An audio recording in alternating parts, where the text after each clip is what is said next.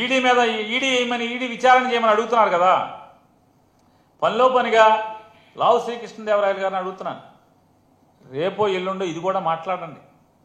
Income tax తాకీదులు ఎవరికిచ్చారు? మీ గౌరవ నారా చంద్రబాబు నాయుడు గారికి income tax ఇచ్చినటువంటి తాకీదు ఇది. ఈ కట్ట ఈ పుస్తకం ఇది ఒక పేజీ కాదు. ఇది ఈ పుస్తకం కూడా మీ గౌరవ నారా చంద్రబాబు నాయుడు గారికి ఇన్కమ్ ట్యాక్స్ వారు ఇచ్చినటువంటి శ్రీముఖం. ఆల్రెడీ దీని మీద ఈడీ విచారణ ఎందుకు చేయరు? ఈడీ విచారణ చేయాలి కదా. సగంలో ఎందుకు ఆపారు? అవన్నీ కూడా గట్టిగా కడగండి. చంద్రబాబు నాయుడు గారికి ఇచ్చినటువంటి ఇన్కమ్ ట్యాక్స్ నోటీసు సగంలో ఎందుకు పక్కన పాడేశారు, చెత్తపొట్టలో పారేశారు?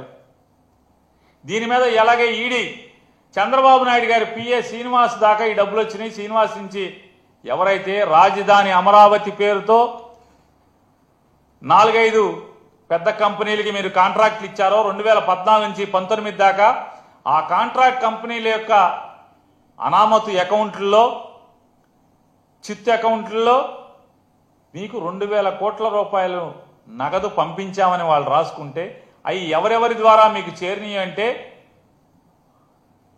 మరి చంద్రబాబు నాయుడు గారికి ఇంత చేరింది పాపం సొమ్ము అని చెప్పి ఈడీ వాళ్ళు ఆపేసినటువంటి దాన్ని గట్టిగా నిలదీయండి, అడగండి.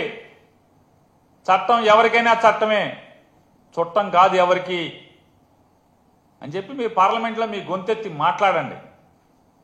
ధర్మాన్ని 4 పాదాల నడిపించేలాగా చేయండి. మీరు మంచి నీతి మాటలు చెప్తున్నారు కదా, సూక్తి ముక్తావాలి. అలాగే చంద్రబాబు నాయుడు గారి పిఏ శ్రీనివాస్ స్కిల్ స్కామ్ మొదలవంగానే అమెరికా పారిపోతాడు. అమెరికా టికెట్లు ఎవరు కొంటారో మీకు తెలుసు, ఎవరు కొని పంపించారో. Please subscribe .news.